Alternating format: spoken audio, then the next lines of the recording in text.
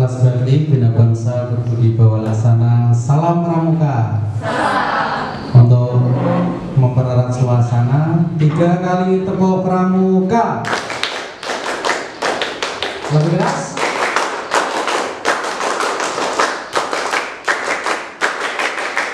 Saya dan akan dan aku membaktikan jayalah Pramuka Spesialis Baik, terima kasih. Yang kami hormati Kamabikus SMP Negeri 1 Dari Jaksa, Bapak Maskop SPD MSI, Waka Kamabikus Pak Darmaji SPD, kemudian rekan Gudeg Putri Bu Ana Dwi Yuliastanti, dan rekan-rekan pembina Pramuka, ada Bu Yeni, Bu Gita, Bu Rahma, dan Bu Titis, serta adik-adik semuanya, pengurus Dewan Penggalang, serta peserta penerimaan tamu penggalang SMP Negeri 1 Dari Jaksa tahun pelajaran 2020-2021. Semuanya yang Bapak cintai dan Bapak banggakan. Syukur alhamdulillah pada kesempatan siang hari ini kita bertemu tentunya dalam keadaan sehat walafiat, tidak kurang suatu apapun, meskipun dalam masa pandemi ini kita tetap berkarya, kita tetap bekerja, dan kita tetap memunculkan ide-ide kreatif untuk menumbuhkan dan untuk menciptakan keanekaragaman pendidikan yang lebih baik tentunya untuk kita semuanya. Baik, langsung saja adik-adik, pada siang hari ini kami tadi sudah dijelaskan bisa manggil dengan 3 sebutan, bisa Pak Iksan, bisa Pak Arya, atau Pak Sun ya. Tinggal momennya bagaimana, kira-kira semacam itu. Dan pada siang hari ini materi yang akan kami bawakan adalah tentang sejarah Pramuka. Baik, kita simak.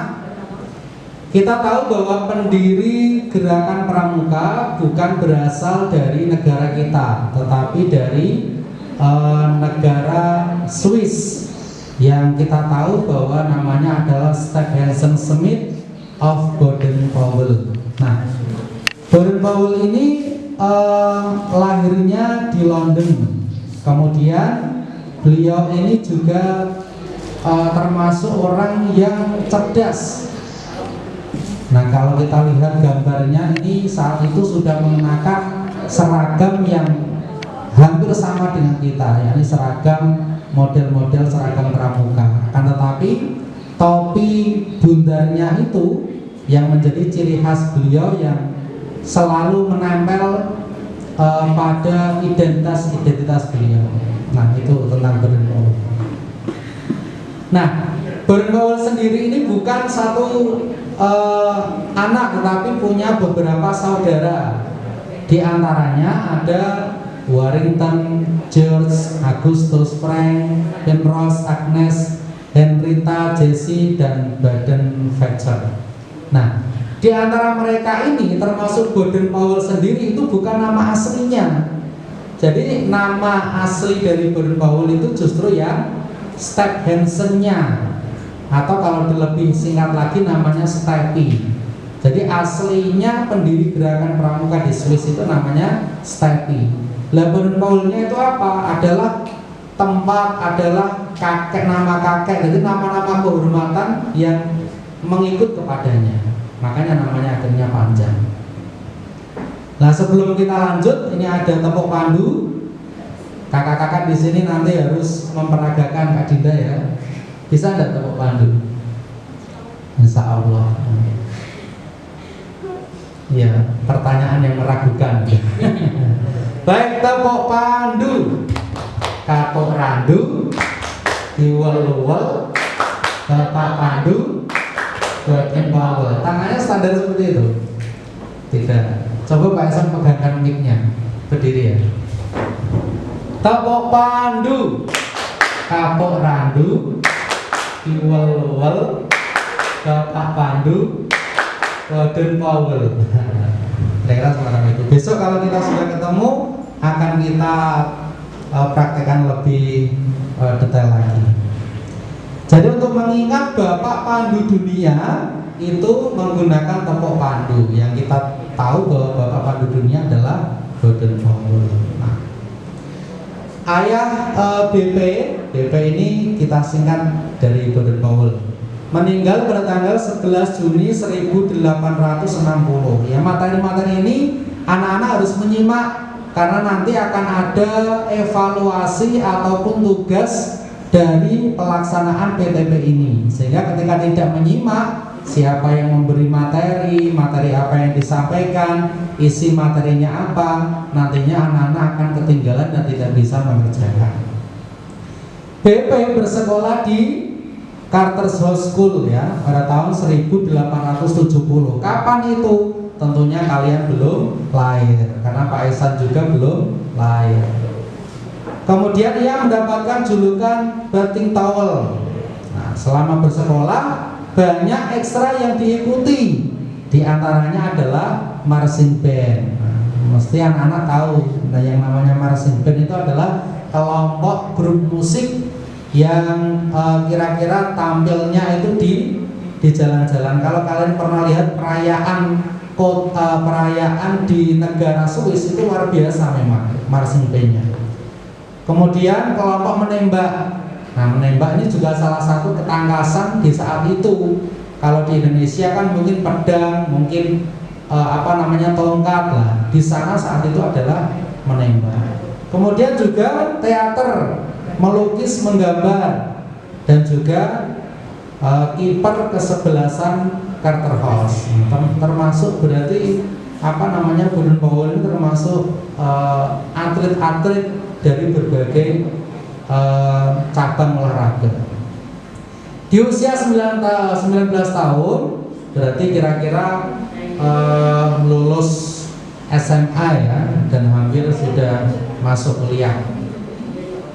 Menamakan sekolahnya di Carter House, kemudian bergabung di dinas kemiliteran atas bantuan pamannya Kolonel Henry Smith. Nah, komandan dari Royal Military Academy, dan lulus dengan pangkat pembantu letnan dan ditempatkan di India. Nah, ini akademiknya semacam ini. Ternyata Baden-Powell ini lahir di dunia militer. Nah, kita tahu bahwa dunia militer itu kedisiplinan, kemudian kerajinan, dan juga nasionalismenya itu luar biasa banget. Setelah pindah-pindah, nah, akhirnya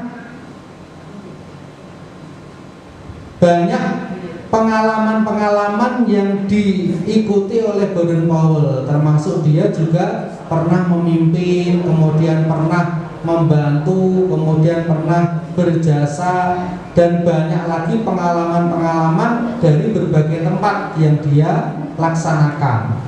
Sehingga dalam hal ini menumbuhkan kecakapan dan keterampilan bagi seorang prajurit. Nanti lebih detailnya anak-anak bisa membaca apa saja yang telah dilaksanakan oleh Baden-Powell. Nah, karena keberaniannya, jadi Baden-Powell itu berani mencoba dan berani untuk bertanggung jawab, berani untuk menyelesaikan, maka dia mendapatkan julukan Impesa dari suku Zulu, yang berarti serigala yang tidak pernah tidur. Apa maksudnya? Berarti dia itu selalu ada ketika dibutuhkan. Jadi selalu bisa menenangkan, selalu bisa memberikan kenyamanan pada warga dan masyarakat itu. Sehingga pada tahun 1901 Baden-Powell kembali ke tanah airnya, kemudian menulis pengalaman dari semua itu tadi dengan judul buku Aids to Counting. Nah, kira-kira semacam itu. Jadi pengalaman dari lulus sekolahnya, kemudian terjun di masyarakat menjadi pembantu letnan tadi. Nah, itu akhirnya dikumpulkan, termasuk kehidupannya bersama masyarakat menjadi sebuah buku. Nah, anak-anak juga semacam itu bisa. Kalian punya pengalaman dari SD, sekarang kan sudah SMP, ditulis ceritanya dari SD. Nah, misalnya apa saja yang pernah kalian ikuti, entah itu di kegiatan sekolah ataupun di intra maupun di ekstra, lomba apa yang pernah kalian ikuti, kemudian pengalaman apa saja, susahnya apa, senangnya apa, itu akan menjadi sebuah karya. Barangkali suatu ketika buku ceritamu itu akan difilmkan, misalnya Cinta Dinda. Jadi suatu saat akan ada semacam itu. Kemudian pada tahun 1907 Baden-Powell mendapat undangan dari perkumpulan Boys Brigade, akan jabatannya di Dinas Ketentaraan dengan pangkat Letnan Jenderal. Akhirnya karena beliau sudah mulai mencanangkan ingin fokus pada kepanduan, maka akhirnya beliau berhenti dari jabatannya, kemudian fokus untuk mengembangkan kepanduan di seluruh dunia. Sehingga pada tahun 1912 Baden-Powell mengadakan perjalanan keliling dunia untuk menemui para pandu di berbagai negara.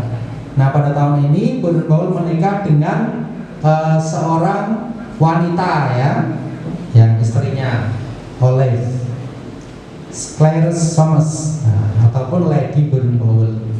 Jadi kalau cewek itu, kalau di sini kan Mbak ya, kalau di sana mungkin Lady. Yang kalian tahu kan Lady Diana. Kemudian punya 3 anak. Ini bukan petir ya, tapi Peter ya. Peter, Heather, dan Betty. Kalau kalian nanti ingin mencontoh Baden-Powell, silakan anak-anaknya dikasih nama itu. Silakan, boleh. Kemudian tahun 1920 ada para pandu sedunia berkumpul di Olympia, London, Inggris dalam acara Jambore Dunia yang pertama. Nah, sehingga Baden-Powell diangkat sebagai Bapak Pandu Dunia. Nah, ini berarti kisah kapan Baden-Powell diangkat sebagai Bapak Pandu Dunia. Ternyata cerita itu adalah titik poinnya pada tanggal 6 Agustus 1920. Berarti saat itu Baden-Powell diangkat sebagai Bapak Pandu Dunia, sehingga dianugerahi gelar Lord Baden-Powell of Gilwell dengan julukan Baron oleh Raja George. Kira-kira semacam itu.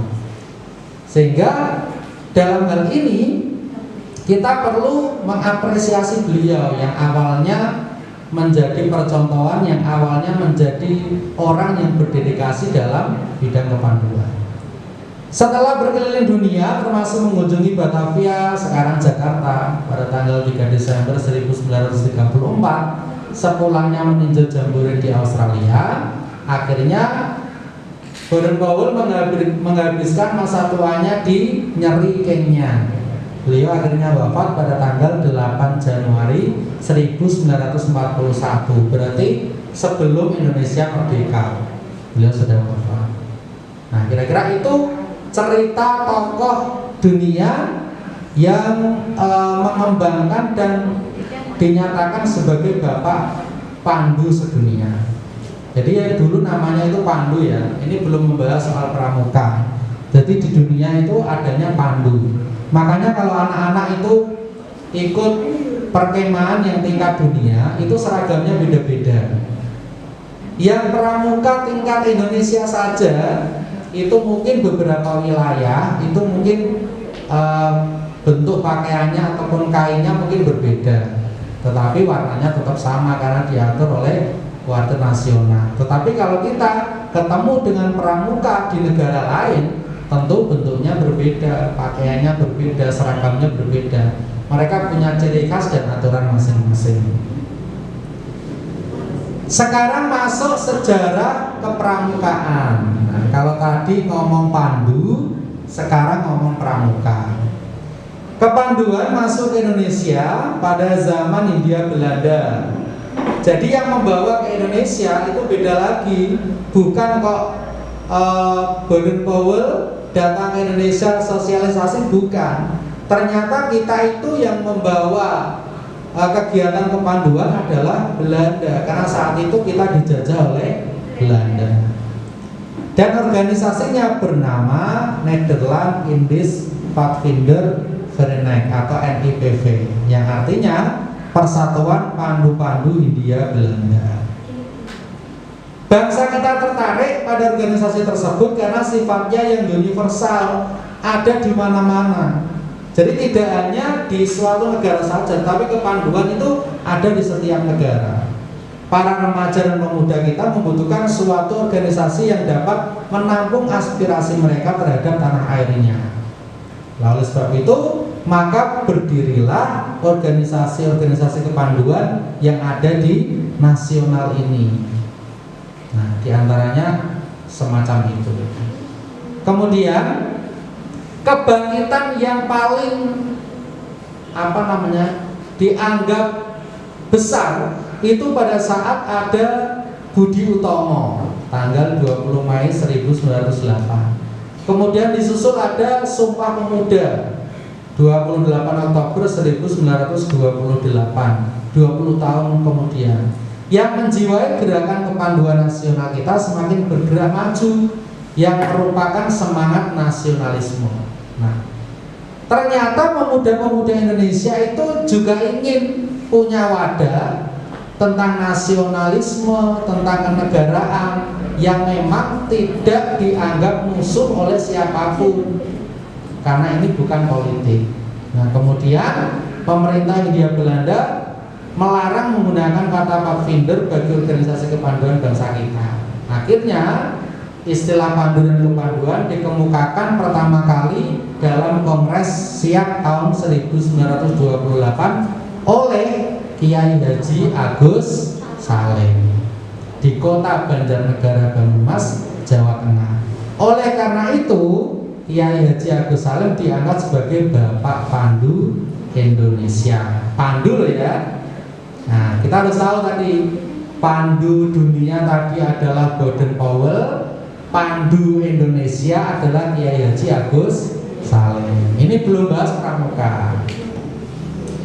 Kemudian ada beberapa kegiatan-kegiatan, di antaranya ada Jambore Nasional Kepanduan pertama yang diselenggarakan di Pasar Minggu. Pasar Minggu itu bukan pasar ya, tapi tempat, pada tahun 1955.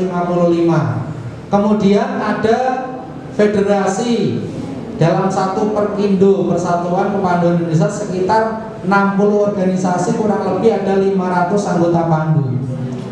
Dengan semangat menyatukan para pandu setelah kemerdekaan Indonesia terus berkorban, hal ini membuat Insinyur Soekarno lantas berkoordinasi dengan Pandu Agung, yaitu Sri Sultan Hamengkubuwono IX. Makanya pada tanggal 20 Mei 1961 pemerintah mengeluarkan Kepres nomornya 238 tahun 1961 tentang gerakan pramuka sebagai dukungan pemerintah terhadap organisasi kepanduan di Indonesia. Kepres tersebut ditandatangani oleh Perdana Menteri RI Insinyur Haji Juanda karena Presiden Insinyur Soekarno sedang mengadakan kunjungan ke Jepang. Nah, Pandu Indonesia pertama kali, kemudian itu proklamasi dan lain sebagainya. Nah, akhirnya gerakan pramuka bukan badan pemerintah atau organisasi yang melebur diri masuk menjadi anggota gerakan pramuka, kecuali kepanduan yang berhaluan kiri atau komunis. Jadi pramuka ini tidak ada unsur politiknya. Kemudian pramuka diperkenalkan pada tanggal 14 Agustus 1961 dengan menyerahkan panji-panji gerakan pramuka dari Presiden Soekarno kepada Sri Sultan Hamengkubuwono IX yang selanjutnya diperingati sebagai Hari Pramuka. Jadi kita perlu tahu, anak-anak, adik-adik, hari lahir pramuka berapa tadi? Ayo, hari lahir pramuka itu 20 Mei 1961. Itu hari lahir pramukanya. Tapi kalau ulang tahun pramukanya itu 14 Agustus 1961. Kenapa bisa seperti ini? Karena pada saat lahirnya itu Insinyur Soekarno mengadakan kunjungan yang tidak di Indonesia. Baru acaranya itu pada tanggal 14 Agustusnya. Sehingga tidak bisa langsung, karena perhelatan negara pada saat itu tidak saat ini, tidak langsung kita laksanakan setiap hari, tidak, menunggu momen yang tepat. Nah, Panji-panji itu diserahkan kepada Sri Sultan Hamengkubuwono IX. Akhirnya yang menjadi bapak pramuka Indonesia adalah Sri Sultan Hamengkubuwono IX. Nah, kira-kira semacam itu ceritanya. Jadi kalau ada pertanyaan, siapa bapak pandu dunia? Siapa? Baudin Powell. Siapa bapak pandu Indonesia? Haji Agus Salim. Siapa bapak pramuka Indonesia? Sri Sultan Hamengkubuwono. Siapa yang menemukan lambang gerakan pramuka? Krik krik krik krik. Baik kan dari saya? Tidak bisa. Padahal kamu kenal orangnya. Yang menemukan lambang gerakan pramuka adalah Sunaryo Atmodipuro. Siapa? Kagudeg SMP 1 dari Jaksa. Nah, tulisannya Sunarjo Atmodipuro. Kenapa lambang pramuka kok tunas kelapa? Ceritanya itu, ketika Sri Sultan Hamengkubuwono mendapatkan perintah, pramuka sudah ada, akhirnya pemuda yang bernama Sunaryo Atmodipuro diberi tugas, Mas ini pramuka kudune duwe tanda, harus punya identitas. Akhirnya dia mencari tanaman-tanaman di Indonesia, ada pari, digoleki pari, barang ketemu digawa mulai. Ada jagung, ada ketela, ada nanas, ada melon di depan pom bensin. Nah, akhirnya semua itu dikoleksi, termasuk yang diambil adalah kelapa. Nah, pada suatu malam, setelah dia merenung itu, karena dulu itu belum ada listrik belum masuk di rumahnya Sunaryo Atmodipuro, maka adanya adalah apa? Jendela uple ya. Nah, uple itu bersanding dengan tunas kelapa. Ternyata bayangan yang dihasilkan dari tunas kelapa itu sangat indah.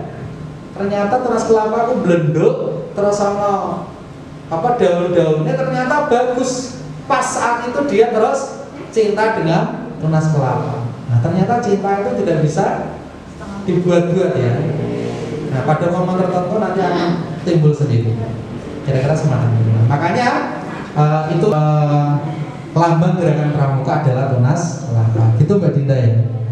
Nah, sebelum kita tutup karena waktu Pak Ihsan hanya 30 menit dan ini sudah hampir dan tinggal 9 menit, makanya ada sebuah lagu yang kita nyanyikan bersama.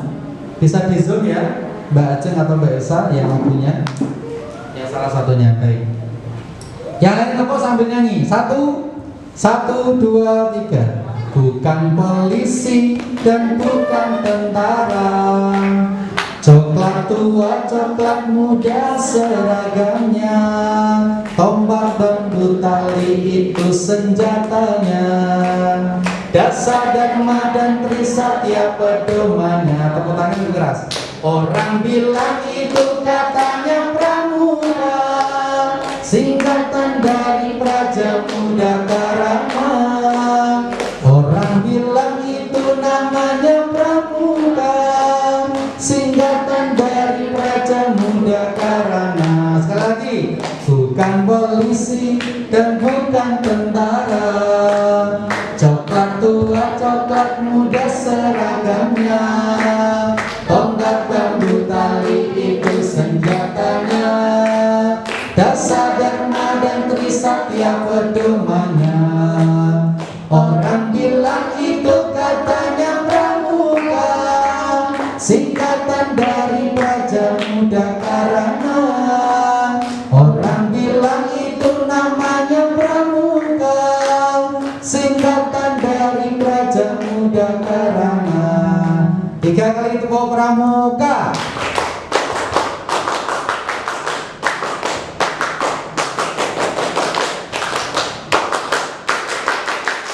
Satyakuku dharmakan, dharmaku kubaktikan, jayalah pramuka Sesari Hura. Oke. Demikian tadi serangkaian